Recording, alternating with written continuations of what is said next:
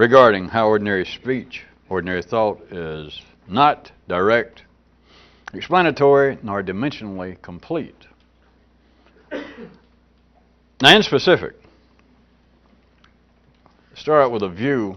It is not sophomoric, it is not sarcastic, and it's not actually natural, of course. But imagine, if you will, okay, that we have a fictitious person. I think we used to refer to him as our friend, our fictitious, reasonably insane man. But if that is too cumbersome, how about someone who is actually scientific, a real objective observer, looking upon the ordinary affairs of man? Let's take that position to start with.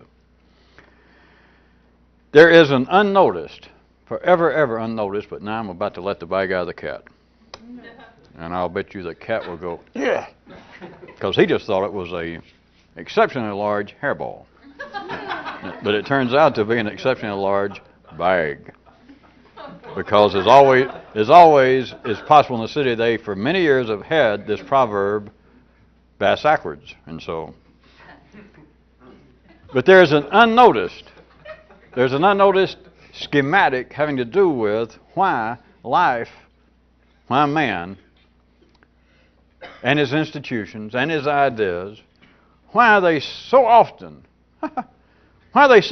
from certain views seem to be inefficient, perhaps not even operational. Now, remember, take out the sarcasm besides just starting out with a little humor, which was your fault. I didn't intend that. But just imagine, from all kinds of reasonable views, social criticism, historical deconstructions, of just an attempted, if you just play like we had somebody actually, since there's no such thing as a real objective human, if we had some sort of observer came here from another solar system and was trying to look at man and everything he does, and took, as he would have to, the setup for all the jokes, the premise of all of man's activities. That's what I meant. Strike that other. That this outside observer simply, he had no preconceived notions. And so if he observed and man says, this is a sawmill and the purpose is to take logs and to cut them up, and so at the end comes out 2x4s. The guy would stand there and he would expect, if he was going to make notes to himself to report home later, he would say, I saw a sawmill and it was operational. But he'd never seen a sawmill, didn't know what a 2x4 was. But they said, here is the sequence, here is the logic of what we're doing, here is the premise, here's the setup, here's the punchline. And sure enough, he saw it, and they set it up. And of course, you don't have to think about sawmills, think about sentences. The noun, blah, blah, blah, then the verb, he cuts it, and then the end result, the object, is 2x4s. So he finds out that that is sequential logic. But then he would observe, I believe I said very often, that very often, if you took this outside observation, took an outside view with no criticism whatsoever, remember, he does not know, he doesn't care beans about sawmills. It's just this new race of people, be like somebody teaching a new language, they say such and such is for the purpose of producing such and such. He goes, all right, and so he looks to see if it happens. If it gets any more complicated, he might observe very often, than a sawmill, he would have cause to say that there is a certain amount of inefficiency. Now, you all know that. We don't have to play like somebody from out of town. All you got to do is fall back on your own mental resources, wherein everybody was a smartass and a critic, and you were constantly railing at life and saying, Jesus Christ, this group, that guy, this philosophy, this idea, this profession, what a joke, what a bad joke. There is amongst other views, there is another multi-dimensional, I said schematic, I was trying not to say explanation to confuse you because it's not a three-dimensional explanation. It's too good for that. But there is another way to look at why things seem to be so often inoperable, inefficient, if not downright broke. A politician, that's a good one today. This outside observer, plus the world's full of the routine smartasses, but a politician says, my proposal to solve this particular problem, whatever it is, my proposal is such and such. And let us say in the conditions of those who might be affected by this, who might be rained on by whatever the problem is, have some interest in it, let's say that at least half of them, as soon as they hear it, they're going to go, that'll never work. Or that man in particular has never had an idea it would work. Or that politicians, the whole field of government is just out of hand.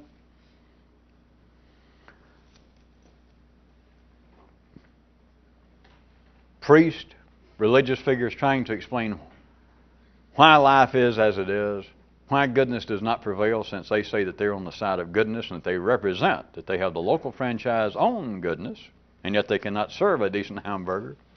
It comes out half the time spoilt, broke, an inefficient burger. They can't explain why. All the way from that to weather forecasters, economists, your uncle who told you, kid, don't worry about a thing. Just grow up, eat your beans, take a bath once a week, marry a good girl. And you thought he meant that everything would be all right if you did that.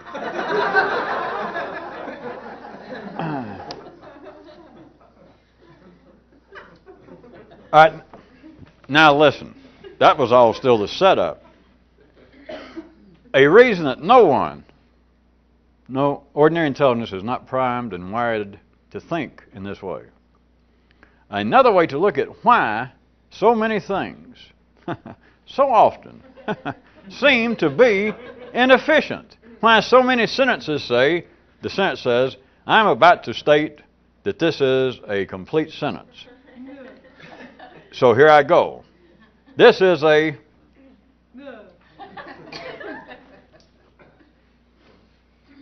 Why this seems to be. All right, now listen. If it were not that way, the opposite would be even worse. Now, we need to expand a bit on the opposite, because it's not, I submit, as you'll find out in a second, exactly what you probably thought. But there is no better word. It's not simply that a politician representing being an archetype and a religious leader, likewise, not just the opposite of the examples I made up, that they would say the opposite of what they said. No. It's not the content, it's the context. Because what I mean by the opposite being worse, the alternative would be this. Now you got the setup. Do I have to go back and bring out Laurel and Hardy and Chippendale and make them do their dance and act again? That a politician, representing all forms as opposed of the temporal world, of saying our proposal, if it's one guy, if it's a complete government, a political party, the king says, well, I have noticed that such and such is going on. People are still hungry in our city, in our kingdom. There's crime still going on. There are people who are still being treated unjustly, and I've got a little time here on my hands, so I decided to cure it. Here is our proposal. Why does it never work, amongst other views you could take? Why? The opposite is not the opposite of whatever his proposal is. The opposite that would be worse, the alternative that would be worse, you got it? Would be the politician. And there he is. He's got to make a speech, or even a reporter asks, but he's got to say something to keep his phony job. But if maybe a reporter says, well, when you ran for office, you said that your primary concern was going to be in feeding the hungry or taking care of crime. He says, yes, I did. So he says, well, now you're in office, sir. What is your proposal? What do you plan to do? Here is the alternative. Here is the opposite that would be, and I'm putting worse in two sets of quotation marks so that it's not actually in quotation marks. It is less, well, you'll hear. Some of you will. Here is the unacceptable alternative, the opposite. As he says, all right, I don't think anything can cure poverty. The king, that segment, we're not talking about one individual, that's of no importance. We're talking about this government, this aspect of life's own life, in man's life, that says, I've considered, thought about it, and every proposal that I can think of, every possibility to help cut down on crime won't work. Now tell that to all your smart-ass friends inside of you that's trying to say, well, why do politicians, why do they, I always love this one. People still say this after thousands of years. It gives me some hope. That people who want to appear intelligent will get a good haircut sometimes. Learn how to speak the King's English. And say, I've about had it with these cheap politicians insulting my intelligence. There's a Kairoot in there, folks. Anybody that says, I've about had it with, and it doesn't matter who, religious leaders, politicians, thinkers, historians, I've about had it insulting my intelligence. If you can say, if you can think that it's possible somebody can insult your intelligence, think about it from a more subversive view that you're saying, hey, I'm so smart, I recognize you're trying to insult my intelligence, that kind of cheap advertising. But now notice, and the guy's upset, everybody says it. Like, hey, boy, you're not fooling with somebody that just fell off a truck trying to insult my intelligence. Back to where we were. The alternative. Tell it to all your smart-ass friends inside of your own neural activities that would say, how come politicians keep standing up? They've been doing it all the way from the days of Athens and the Western world, saying, well, elect me, put me in the Senate, make me Caesar, make me king, put me in the U.S. Congress, and I've got ideas because I am telling you there's no doubt education is at the heart of doing something about hunger, poverty. And people go, and every now and then there are people staying around. Some of them get a forum enough to write an article in a magazine, write a book. It's nothing new. But many people, just ordinary people out there in life's body, part of the polarized system, they say to themselves, variations of Jesus, Holy Mother, Zeus of Christ, and Mamma Mia, those people are idiots. Who do they think they're fooling? Why do they keep insulting our intelligence? Why does a man stand there and they say he's an actual college graduate and say, well, once I get in the U.S. Senate, I'm going to propose legislation. What if his legislation will even work? I'm still speaking for these ordinary parts of life's body. They're going to say he's one guy out of 453 or whatever it is in the U.S. Congress, and he says, he's standing there saying, vote for me. Vote for me. I'm honest. I'm decent. I don't look at all like Richard Nixon or any other Republican. Vote for me because I am concerned. The only reason I want to go there, the only reason I'm spending $2 million for this $100,000 a year job is I want to go there to sacrifice myself. I want to help you people because I have legislation. I've got some detail here. I don't have time to do it, but I have it here in my brochure. I'll be sure to be glad to hand it out. And it will tell you exactly. I've already written the bills, the kind of proposals I have in mind that will cure poverty. All right, even if you got past the first level I was saying, you could take a different view and say, the man's an idiot. I mean, even if I look at his little brochure and his idea is fairly good, why do they stand there and insult us? Are they fooling? A freshman senator, not a freshman senator, a freshman congressman, his chance of getting a piece of legislation passed is about the same as, and you fill in the blank, becoming a virgin for the third time. Our people do it. People still do it to religious leaders. To hear a pope or a rabbi or somebody try and say something for goodness, that what you've got to do is try to live a decent life. You cannot fall down to the same level and return evil for evil.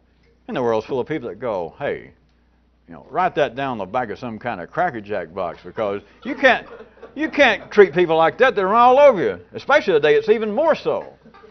The urban life, it's even harder. I mean, it wasn't true 2,000 years ago, 3,000 years ago. All these Buddhas and those people saying that kind of crap. I mean, it didn't work then. Look what they did to Jesus. Look what they did to him. But hey, that was nothing. At least he lived to be 32 or whatever it was. If he lived here in the projects where I live, and you tried to do that, you'd be gone when you were 11 or 12 years old. Consider, again, let's take the view. Now jump back from my out-of-galaxy observer. He's got no interest in religion. He's no interest in earthly politics, but he hears the setup. They explain to him what government's supposed to be. They explain to him, the earthlings, what religion's supposed to be. And so he listens with pristine, chaste ears. And they say, our purpose of religion, and then they give him a short summary about putting forth goodness and the best parts of man to produce a more civil society, and etc. And he hears it all. He takes it for what they say.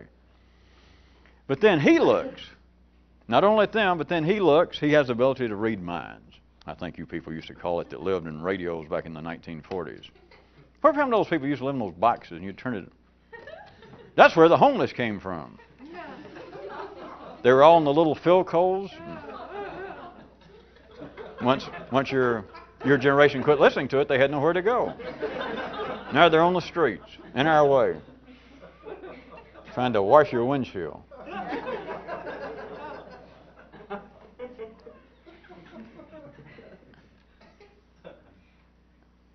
This out-of-galaxy observer not only has now been informed about religion, let's say in politics, for instance, but he also has the ability to survey what's going on in a large area and to read the minds of the people. So he hears a priest, a rabbi, a minister, a politician, talking about the institutions that they represent and about their plans, their ideas, their teachings, their philosophy. So he is listening to that.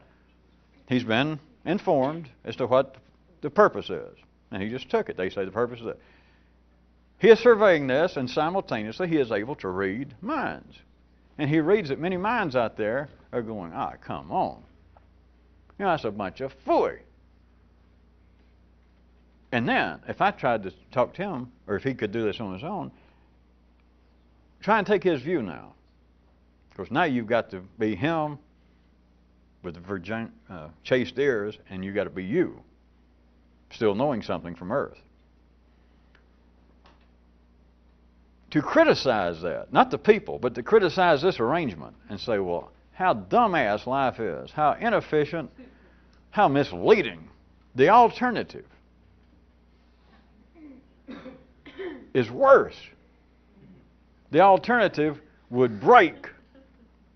I'm going to use more than worse because I thought worse would get your attention since you wouldn't expect it. It would break the spirit of humanity, which is no better than worse, but it's a little more dramatic.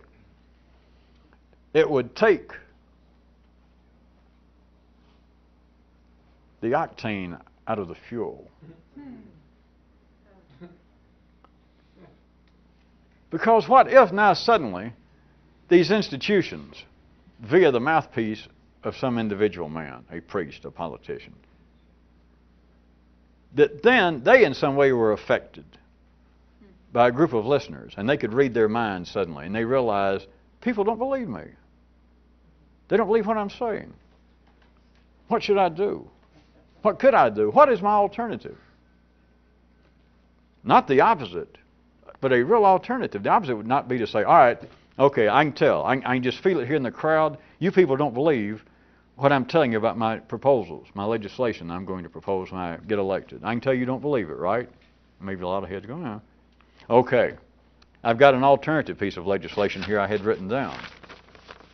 That wouldn't do. Or even if he had an actual opposite, he said, all right, if that's the way you people feel, I want to represent you. I want to do what's right. So here's what I'll do. Everywhere in that legislation, I hand out my brochure. Every time it says in my proposed legislation that we shall do so-and-so, fill it in and go, we shall not. Does that make more of you happy? All right, it might make half those that are going, they might go, but then the other half would go, no. That is not the opposite. That is not the alternative I refer to. The alternative would be for this part of life that is speaking through an individual, through a politician, through a church. The alternative would be the minister to say, I have no more idea, I have none at all, any idea how to explain the machinations of life. And in truth, I do not have any more belief in what our church teaches than your Uncle Elmer does. That he just said it. No sarcasm, no nothing. That would be the alternative. Or the weather forecaster to come out. And you think, you're watching the news and you think, oh, not again. And he comes out and he says, they introduce him, our weatherman so-and-so. And he says, well, hello. Well, I can tell you what happened today, but you can look out the window. It's raining right now. But insofar as what's going to happen tomorrow, I don't know. I can talk about it like I normally do, but I don't know. I don't have any more faith in it. I'm not an idiot. Do you hear me? That would tear life apart. It's not going to happen because they can't do it. The alternative, not only for them to say that, but for them to acknowledge. And it's not the individuals, it's life then.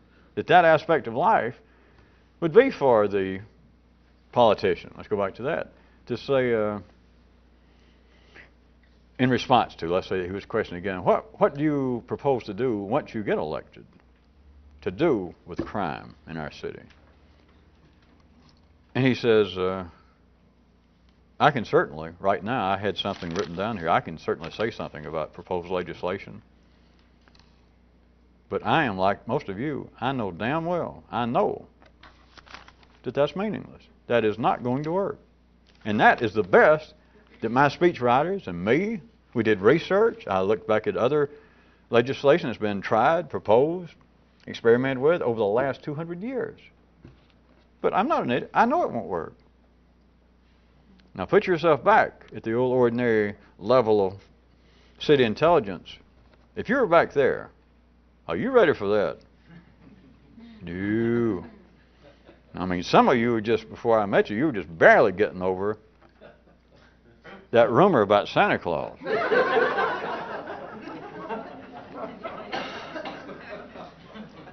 But I think you can, no doubt, hear what I'm saying. Are you ready for that? And not just you personally, you individually, but what would happen to life? That if the very institutions to which men look, and the institutions being apparent treasuries and storehouses of needed ideas and philosophies and beliefs, that the very things to which men look, and to which many men, you could say all men to varying degrees off and on, but to which they look for direction and comfort, but to which they also direct a fair amount of sarcasm and disbelief, well-founded in the polarized world. That is, everybody who goes to church at some time or the other goes, Jesus. Everybody who has ever tried to pray under whatever religious name, to whatever gods, at one time, let us say, it's reasonable to say, at one time is gone. I am wasting my time. I mean, it's no doubt I'm wasting my damn time. Why am I praying to win the battle when my opponent's over there praying? Or everyone who says the most important thing in our day and time is government. We'll tolerate religion. I'm not religious. I got nothing against it. But our salvation has got to be here on this planet. Forget some ice cream sundae later. We got to eat right now. We got to deal with life as we find it. And we have got to, if politics are not working, we've got to make it work. And that's a large segment, especially in our part of the world. More and more of all the world. Are they ready for that very institution? Of course, the ones who say that we got to look to the institution of government and all of its many forms, with its warts, with its problems, it's still what we have got to deal with. If it is broke, if it's not running efficiently, we're not going to throw the car out, we're not going to junk it, we got to fix it. It's the only one we got. Those same people simultaneously, or at one time has said, as you know, has said, we'd be better off if there was some kind of controlled civilized, decent form of anarchy. If we'd get rid of government, that's probably more, they're probably causing more problems than they've ever solved. Do you hear me? This is simply the nature of the electrical wiring system of the polarized world. That the very thing, and if that doesn't cover it all, everyone, according to Freud, and all of you, most of you said you were related, so I take you as being his kin, and I take your word. Everybody, at one time, at least once, has wanted to kill their mother. The very person that you would say, oh, I would die for. The sweetest woman who ever lived. But at least once. Your girlfriend, your husband, that sweet little nipper that almost looks like you. Or your wife keeps saying, yeah, he looks a lot like you.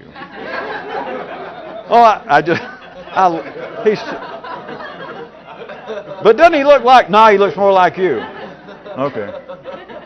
That sweet little angel, just every now and then. Do you see that about covers it? But now back to that unrecognized schematic, a kind of view that the ordinary system cannot contemplate. That no matter what sarcasm, no matter what criticism, and I'm not saying that it's ill-founded, it's as well-founded as whatever it's criticizing, that the criticism, pointing out the inefficiency, that by God, I didn't make up politics, you might say, or religion. You people said the purpose was so-and-so and you can't even do it. And I go, oh, consider what would be the alternative. Of course, now you see that we mean something completely different outside the city notion of what the alternative would be, or the opposite. The opposite would be, let's say that everything in the city is subject to that kind of criticism. Boy, what a foolish statement. It's hell to be given to hyperbole and overstatement. But let's just say that everything that man does on the secondary level is open to some criticism. Let's just say that. What is the alternative? And don't say fix it, because everybody tries to fix it. The alternative is this, that you criticize it. You and a whole bunch of yous, let's say. But let's say that you criticize it, and it is a fair criticism, an honest criticism, a functional criticism. You say, hey, you guys over here said the purpose of what you were going to do was such and such, and you don't do it. The alternative that is unacceptable, the alternative is that segment goes, you're right. And perhaps you press on. You say, not only that, I don't think you know how to do it. They go, you're right. I would suggest then, if you're ordinary by then, you'd begin to think, God damn, I got a big mouth. You might begin to talk to yourself like, are you going to ask him anything else? If you are, I'm going to leave town.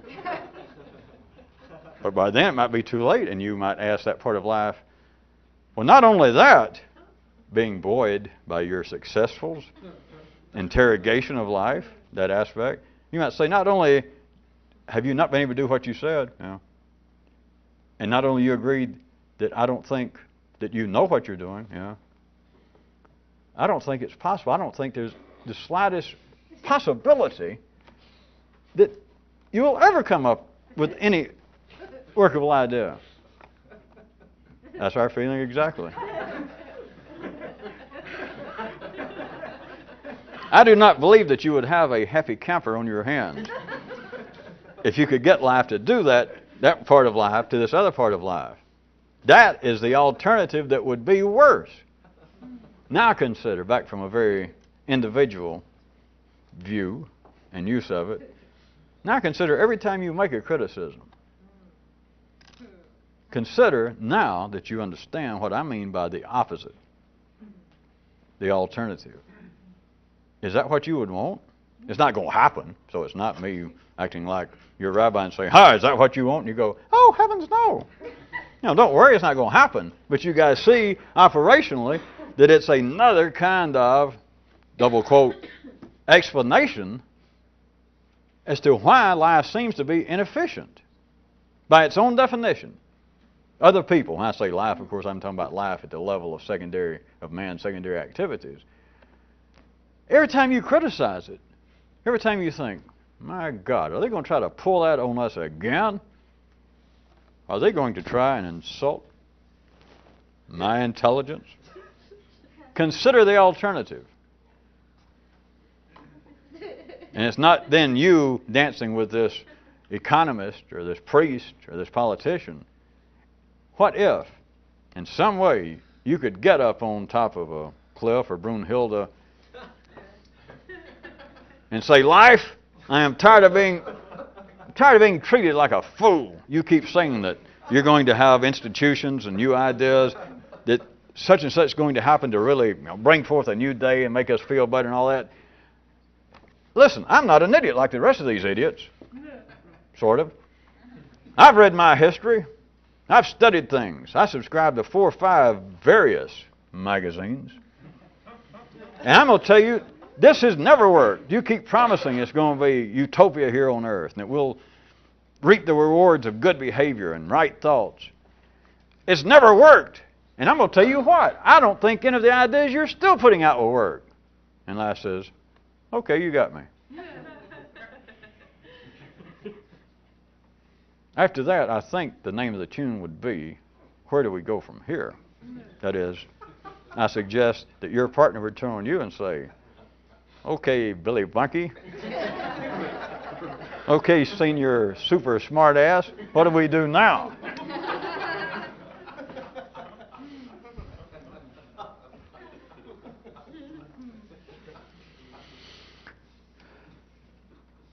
I take it back still to a more personal, individual level. The idea, what if you could put this to this area we're talking about of mixed, inconclusive emotions? You know, that we're talking about, that everyone says to varying degrees in some way that when they express how they feel, if you just ask one more question, if you just raise an eyebrow, it's always some kind of mixed feelings, as it should be, so that tomorrow will come in the secondary world. But in the mixed feelings bag, and watch the cats, as opposed to what might be the possibility of plain, the expression of plain feeling. What if you could apply what we're talking about? That the alternative would be, as men continue to say on an individual level, that I just can't seem to put into words, I just can't seem to say exactly how I feel. Now, I know we've talked about this in several ways, but now consider it in light of what we're talking about tonight. What if men could say exactly what's in their little poetic heart? Now, you know, back at the ordinary level, ordinary intelligence would say, well, the reason that most people can't say what they mean is it's either insulting or it's something that's from a traumatized spot in their subconscious that it would probably be less than fully indicative of their greater expanse of feelings toward this person, or some such. Don't they wish such intelligent sentence as that? But what if it's something else? In other words, people say, I just can't seem to say what's in my heart.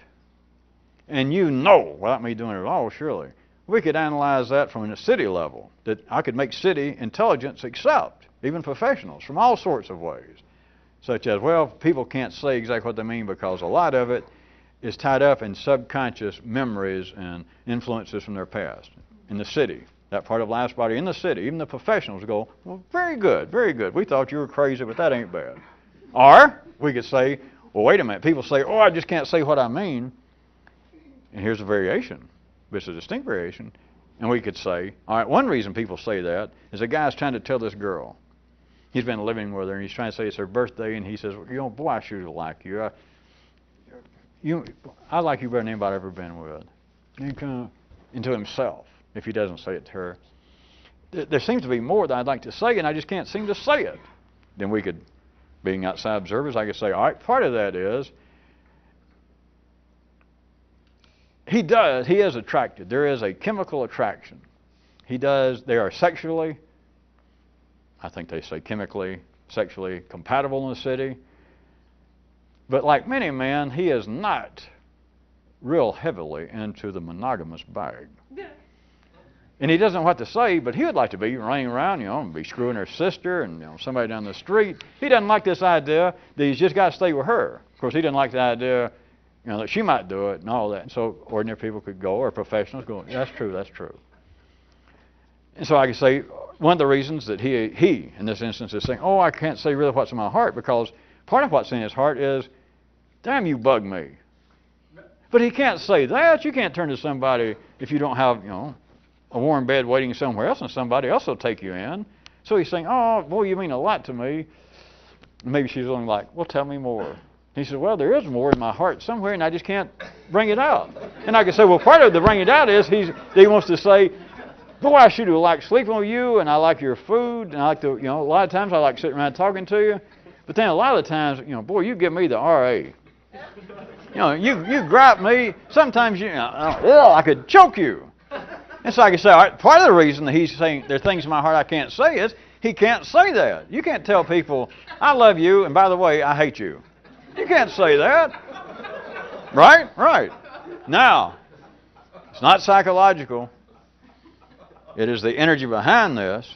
Consider it now in light of what we started out talking about tonight.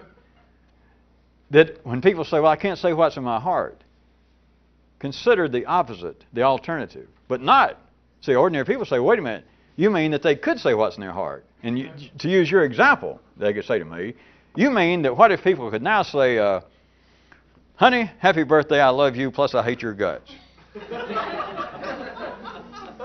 No. That's not the opposite. That's not the kind of subversive alternative that we're talking about. Just what if it was this? Now forget the content, the context. I'm not going to give an example of suddenly somebody can say what's in their heart. No, that's not the opposite. The opposite would be that nobody any longer says, wait a minute, there are things I feel that I can't put into words. That would be the opposite, that's gone, done for. Now think about that. Are you ready for that? Not if you're ordinary. Life is not ready for that. That would be the cure. That would be the opposite. That would be the treatment. Not that suddenly people could say, Mother, I haven't seen you in 6 months. God, I love you, plus I hate your guts. I wish you wouldn't come around here. That's not the opposite of saying, a guy says to himself, or he says on paper, in a novel, in poetry. The opposite of a man saying, my mother, the giver of my birth, she who nursed me, carried me, she who has all of my affection, even more so than I can say. They're just things I can't say. The opposite is not that he can then say, plus some of the times I hate her. That is not the opposite. That's not the treatment. The treatment would be that no longer existed. That is, you understand, we're now on an individual level vis-a-vis what we were talking about originally of the complaints about politicians. Government cannot do what it says. And the alternative would be that it says, well, we know that. What else? What else you want? Yeah. It would be the individual. Instead of, there's so many feelings, so many mixed feelings I have. So many things are so deep in the still waters that I am pleased to call my soul. There are so many deep things besides the guppies. And they're so mixed. They're so mixed. The waves, they come and they go. And because of the various temperatures, as many of you know, in the water, it works at different speeds, which sometimes are known as waves even, when it gets carried away. But there's so many mixed solids and fish feelings in the well of my soul that I cannot really express them. This alternative, this unacceptable opposite, is not that they can express those, whatever they were. There's some there. It's not that. It's that this is no longer the problem. This no longer exists. This would be equal to the politician, the priest saying, after your criticism, which the criticism would be the same as there are things I can't say. You're saying there are things that you can't do. There are things I can't accept life not being efficient. I can't accept life saying, all right, this sentence is going to make sense. So listen to me, says life. This sentence, or life says, all right, this sentence, the whole purpose of sentences life says, which is secondary operations. Life says the whole purpose of all sentences, that is secondary operations, is for the sense to be complete and for man to be able to understand it. Do you hear me? And humanity says, all right, and life says, all right, here it is. The sentence, remember, it's all sentences, the purpose is to be complete. So here it is, what you've been waiting for. This sentence, the whole purpose of sentences is to... And you say, well, that my criticism then is well-founded of life. Everybody's criticism is well-founded of life. That is part of life's breathing, circulatory system. The opposite would not be that, wait a minute, all the criticisms, well-founded, that I had no longer have an object. In other words, there is nothing else for me to criticize. If that could happen, which it couldn't, you would be correct. You'd be standing in a less than a one-dimensional plane. And you're right, there would be nothing to criticize because you would be less than dead. I don't have time to try and describe it all to you. You would not even be to the level of non-existent. But you'd be right, there's nothing. Life no longer affords me anything to criticize because you wouldn't be here. Or if you'd like it the other way, life would no longer be here. That would be the opposite. Put that back to the individual level, the opposite is not people saying, God, I wish I could codify, if you're an attorney perhaps, codify my mixed feelings. I wish that they were more cohesive. I wish I could bring in, reel in, all of my certain ambiguities I have toward my loved ones. If you could, the opposite, what people think they say, the opposite would not be that I brought them all in, or that I could express them, that they're not in conflict. It would be that there was no longer that situation extant. That would be destructive. Life, I started out on the individual level, of course, saying, are you ready for that? And some of you you understood that, no, that would not work. That would not work on a broad scale.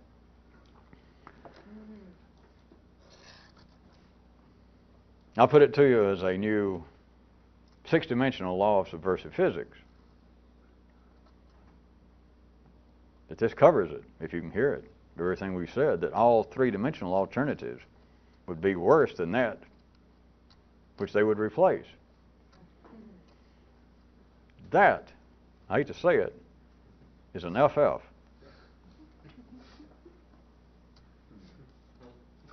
That's a fantastic fact. That is just a fact. It's more than the three-dimensional world can deal with because it's insane. But at any three-dimensional alternative of anything, you don't have to stay with any example I've made or inferred, politics, love, blood kinship, religion, it doesn't matter. Whatever it is that life would make you or anyone criticize in life. You may be alone, you may be a member of a large party of people that go, ooh, bad life, bad life. Inefficiency. The alternative, at whatever time that you were making the criticism, the three-dimensional alternative, if you understand what alternative is now, what I mean by the opposite, the alternative of anything would be worse than that which it replaced. And worse is not it, because what started with was not bad. But do you hear me? When I say worse now, I'm inferring that you would be, if it was possible, you would be playing with a frontal, dangerous assault on life's body. But since you couldn't do it, if it was happening, it would be life dangerously playing around, singing Johnny Ace's lap, playing Russian roulette. It'd be life toying with suicide. Any three-dimensional alternative would be worse, would be less efficient, would be more detrimental, but I like worse. Any three-dimensional alternative would be worse than whatever it was it replaced. Because everyone in the city, if they heard that, the opposite, if I said opposite instead of alternative, I mean, it's just obviously not true, and they're right. To say that the opposite of this over here, that not only I, said somebody in the city, myself and many other right-thinking, educated people say this is not correct. This is not the humane thing. This is not the civilized thing. This is not progressive. This is not creative. This is in no way conducive to a better life for us one and all. Okay? And you saying that the opposite would be worse, you're wrong. Now that's saying, well, you got me. Because they can't see what the opposite is. The opposite of the opposite alternative of any three-dimensional anything, its opposite would be worse than that which it replaces. Because is not the word, of course, because it's not because of this, but because they don't even understand what the opposite is. The opposite to them is, hey, the end of this stick I have here, it seems to be, maybe they say hot, and I'd say positive charge. I think I will take the opposite end.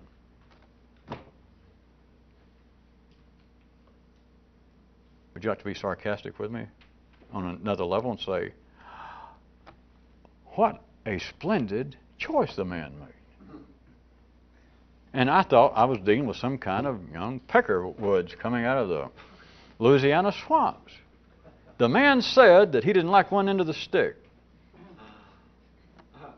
And with the strength of an intellect that almost makes me want to stand back a few feet, he says, I believe I will forcefully, if possible, civilly, if at all pertinent, but I do believe I prefer to hold the other end of that stick. It just almost takes your breath away. I see that almost no one strolled along with that one. It is the operations, again, of polarized thought, and no one sees it that way. It is someone saying, we hadn't lost our place, have we? That ordinary intelligence does not understand what we're talking about of the opposite alternative. Because the ordinary intelligence it is, wait a minute, we don't approve of so-and-so. Let's again, assume it seems well-founded that a large number of civilized and educated people say, we don't approve of that. In other words, they're holding an end of a stick.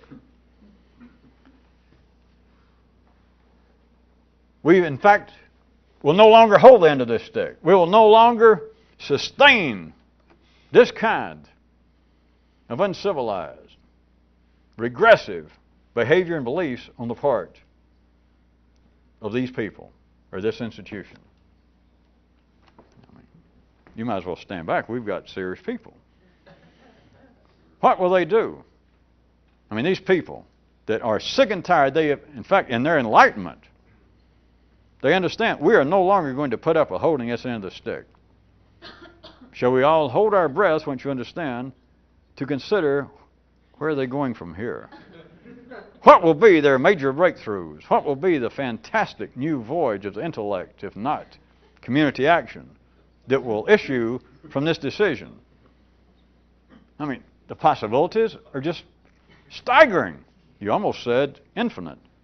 Yeah, but I thought I'd wait a second. The possibilities, now that they see that this is not the proper way, or this is not the most efficient way that this should be done. And a large number of them, not just educators, not just philosophers, but now they've got part of the military behind them. I mean, they've got the ability now to work their will. We're going to see some drastic changes now. You can bet on that. So hold your breath. We are sick of holding this end of the stick. We're sick of seeing it held by others because it is causing no good to our people. What will they do next? Well, perhaps we'll appoint a blue ribbon committee. We'll discuss it. We'll have a few drinks. We'll go back in the back room. God, when will we get your decision? As soon as possible. We'll let you people know. And you can wait. What will they do? Did you miss it? We're sick. We're no longer going to allow either us to do it or them people to do it, holding that end of the stick. God, what will they do now that they're in charge, now that they've got the power with these, all right, I'll say it, infinite possibilities? Well, I'll tell you, they'll hold the other end of the stick. Now they can bring out, they don't mean to do this, they don't see it though. I mean, they couldn't see it. This would be a new level of alternative for the city to see what's going on. Because then I would have caused more trouble, which I can't, but I would have caused more trouble. I wouldn't want to be around when life realized what happened. They can bring out bands. They do all sorts of things with, I think they call it nowadays in showbiz, smoke and mirrors, and in politics, which is frightening if you're easily frightened. But they bring all kinds of searchlights, and they bring on dancing girls and opening acts, and they do everything they want to. But the difference is, our city, our civilization, our intellectual life was being ruined by vanilla. And now that we have the power, from now on, it's chocolate all the way. That is, we will no longer hold this end of the stick. I know this is going to be drastic, says the king, says the general, says the new leader. I know that some of you people are going to tremble. Some of you I know will be upset, but trust me, it may be a shock to start with, but we'll all be better off for it. What we're going to do is we're all going to let go into this stick, and we're going to turn it around, and we're going to hold the other end. And it takes their breath away. The alternative would be plain thought. The alternative would be direct emotion. The alternative would be that everything got completed today. And I must tell you that if that happened, no matter what you think, there would be no tomorrow. That's why they don't understand. But even life lets humans, one of the dreams that I continually hear about heaven and paradise, besides free drinks and no cover charge and all that good stuff in paradise, part of it is you don't ever have to sleep. You don't ever go sweaty sheets. You don't have to tug around. Why? And they always, well, they point out, they don't necessarily put in those terms, of course, but they talk about that time ceases. We lived in an infinity. What are they saying? There is no tomorrow. What are they saying? Everything got done. What are they saying? What they hope they're saying is, well, after I die, that is, all my work got done, whether you knew it or not. I got through. Boy, just wait till tomorrow. Right. You can say that if you want to. But if it all got completed at the secondary level, there would be no tomorrow. Literally. I didn't lose you, did I?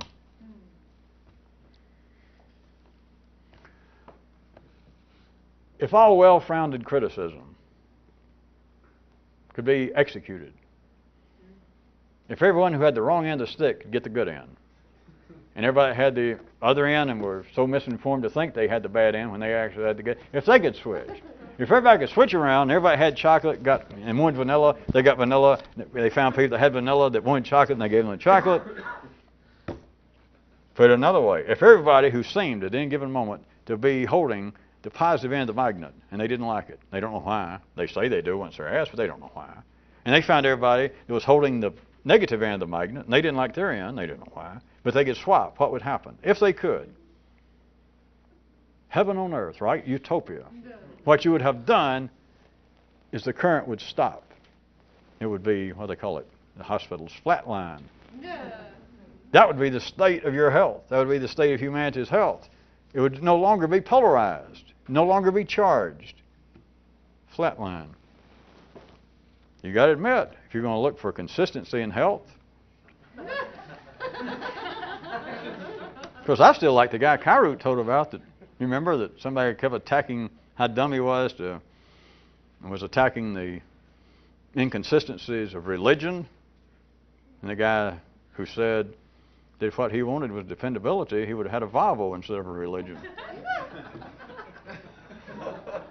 Kyrute paid me to bring that one back up. He said he liked it. If consistency would indeed be the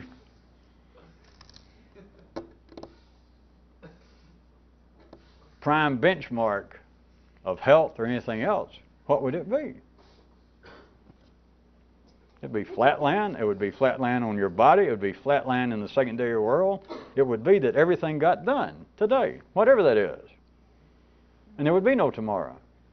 You wouldn't have to get up. It wouldn't even go that far. You wouldn't get up tomorrow and find out that all dances had been canceled, that you no longer had to go back to the ballroom. If you got tomorrow, which you couldn't, there'd be no ballroom. Yeah. But let's back up a little more. You couldn't get up tomorrow. There would be no tomorrow.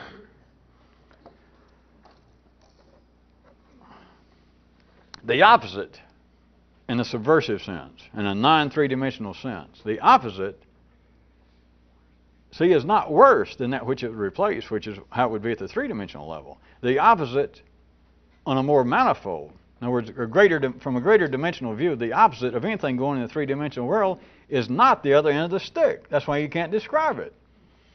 That's why even and if you were doing it, you should understand by now, it's dangerous, foolish, moot, and it has to be done to make some of this sound like warnings. Warning, warning, flash, flash. Check your car if it's out in the lot.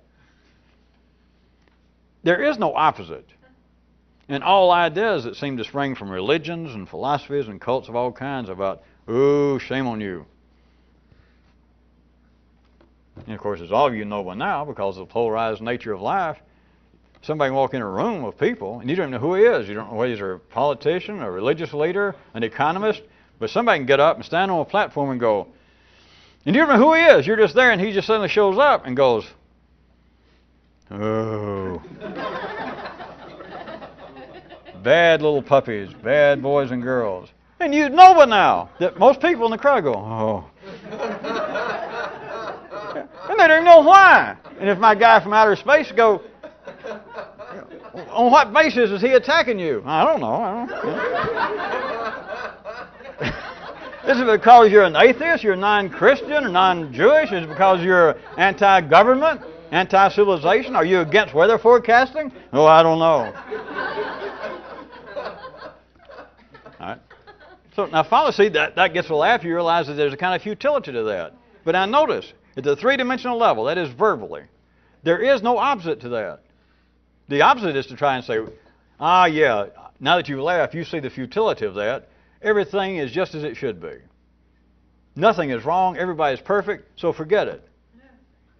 That's the best you can do at the three-dimensional level of opposite. And many people hear that. That's nothing new and go, wow, what a relief.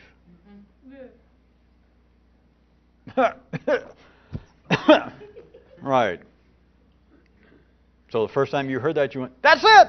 That's the answer. No more problems, right? That you were holding then the stick that says, oh, bad boy. And somebody said, no, it's not. You're not a bad boy. Everybody's just like they are. They can't help it. You can't help it. Nobody can help it. Everything's just right. And they turn the stick around. You got the other end. You went, wow, wow. All you do, you turn the stick around. There is no opposite that is three-dimensional describable. It just makes the game more interesting. The alternative is never to turn the stick around. Except at the three-dimensional level, the alternative cannot be otherwise. You cannot go from being, if you're an atheist, an agnostic, to go from that if you decided, or if the institutions of life decided, that this is not the most efficient way. There is no alternative. You can become a Jew, you can become a Christian, you can become a Muslim, or you want to, you turn the stick around. There is no escape from direct current unless it's AC. There is no escape from a polarized end of a magnet unless it's a negative end. And there's not even any way to describe it. Except those of you who listened in the beginning, I almost tricked you. Because some of you heard it when we started. But anything that can be describable and anything that was heard to be describable, no matter how difficult, no matter how tricky that it may seem to be, any three-dimensional alternative, any three-dimensional opposite of anything, if it could happen, would be worse than that which it replaced. Which just makes, as I said, this interesting because how can you describe that which is not an opposite at this level?